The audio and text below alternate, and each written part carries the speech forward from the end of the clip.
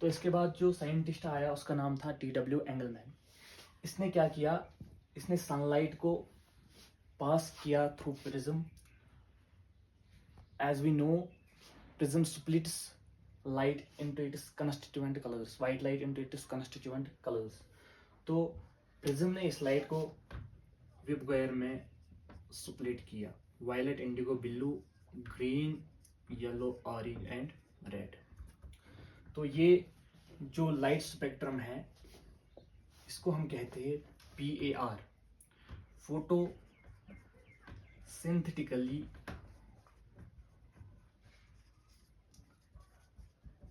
Active radiation.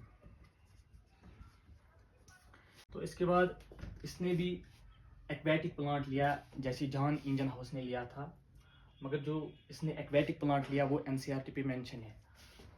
उस plant का नाम है क्लेडोफोरा। ये एक एल्गी है जो कॉस्मोपॉलिटन है। तो क्लेडोफोरा लिया इसने in suspension of aerobic bacteria.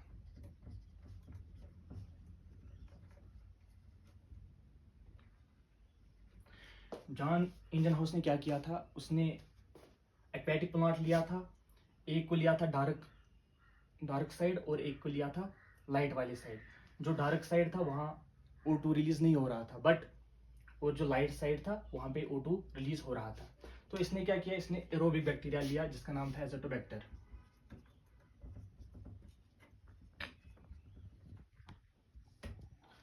जो free living nitrogen fixing bacteria है। तो इसने क्या देखा, इसने देखा कि ये एक तो एग्रीगेट जमा हो रहे थे, एक तो ब्लू वाली लाइट के पोर्शन में, ब्लू वाली लाइट के रीजन में, दूसरा ये जमा हो रहे थे जहाँ पे रेड वाली लाइट थी। रेड वाली लाइट के रीजन में ये जमा हो रहे थे, एग्रीगेट हो रहे थे प्लांट के अराउंड, और दूसरा ब्लू वाली लाइट के अराउंड ये जमा हो रहे थे। इससे क्या कंक्लूड हुआ, तो इससे ये कंक्लूड हुआ ये तो एरोबिक बैक्टीरिया है, ये तो एरोबिक रेस्पिरेशन करेंगे, दैट मीन्स यहाँ पे ऑक्सीजन रिलीज ज़्यादा होगा। एक तो ब्लू वाली लाइट में ऑक्सीजन रिलीज ज़्यादा होगा, दूसरा रेड वाली रीजन में ऑक्सीजन रिलीज ज़्यादा होगा। तो यही वो भाई साहब थे जिसने पहले एक्शन स्पेक्ट्रम दिया, और इसने कहा कि ये जो फोटोसिंथेसिस है ये एक तो ब्लू वाली रीजन में बेस्ट होती है, दूसरा रेड वाली रीजन में बेस्ट होती है। इसका कहने का मतलब था कि फोटोसिंथेसिस मैक्सिमम होती है, एक तो ब्लू वाली रीजन में मैक्सिमम होती है, दूसरा रेड वाली रीजन में मैक्सिमम होती है। और जो एक क्लेडोफोरा, ये प्रीवियस ईयर क्वेश्चन आया था, मतलब प्लांट का नाम क्या था जिसपे TW एंगलमैन ने एक्सपेरिमेंट किया था, और वो कौन सा बैक्टीरिया था इसका भी पूछा गया था, ये भी PYQ है, एजोटोबैक्टर का। ठीक, तो हम एक्शन स्पेक्ट्रम को अब थोड़ा ग्राफ की वजह से समझने की कोशिश करेंगे। तो हमने ग्राफ बनाया, rate of photosynthesis measured by O2 release against wavelength of light. तो जो वेवलेंथ ऑफ लाइट जहाँ पे फोटोसिंथेसिस होती है वो होती है फोटोसिंथेटिकली एक्टिव रेडिएशन, जिसकी रेंज होती है 400 नैनोमीटर से लेके 700 नैनोमीटर तक। ना इससे पहले वाली वेवलेंथ ऑफ लाइट में फोटोसिंथेसिस होती है, ना इसके बाद वाली वेवलेंथ ऑफ लाइट में फोटोसिंथेसिस होती है। That is the ultraviolet radiations में फोटोसिंथेसिस होती है, ना इंफ्रारेड रेडिएशंस में फोटोसिंथेसिस होती है। 700 नैनोमीटर के आगे इंफ्रारेड वेवलेंथ ऑफ लाइट होती है, रेडिएशंस होती है, तो उसमें फोटोसिंथेसिस नहीं होती है।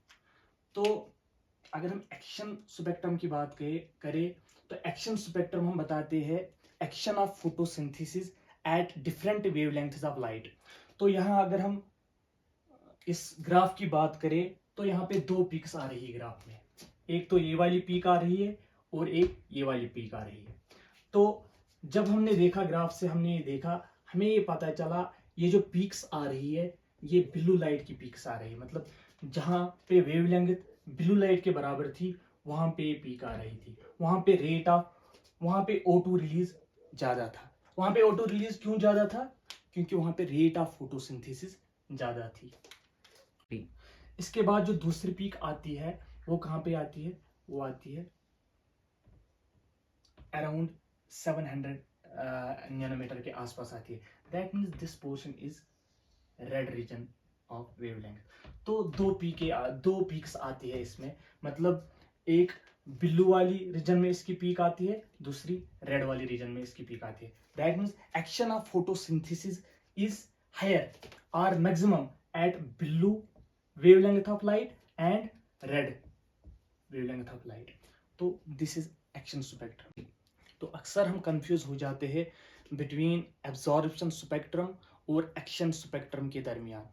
एक्शन स्पेक्ट्रम हमें बताता है rate of photosynthesis at different wavelengths of light, और एब्जॉर्प्शन स्पेक्ट्रम हमें बताता है कौन सा पिगमेंट कौन सी वेवलेंथ ऑफ लाइट को एब्जॉर्ब करता है। They are two different things.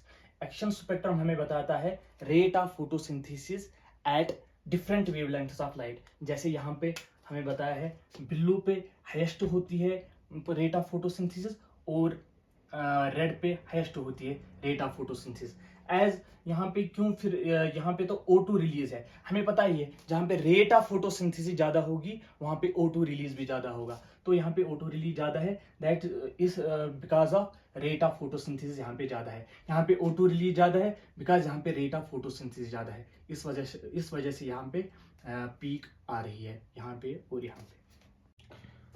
So TW Engelmann ने इस एक्सपेरिमेंट से ये कंक्लूड किया कि ब्लू और red light is best for photosynthesis. और ये PYQ था कि कौन सी लाइट में ज़्यादा फोटोसिंथेसिस होती है, तो वो कौन कौन है, ब्लू और रेड लाइट।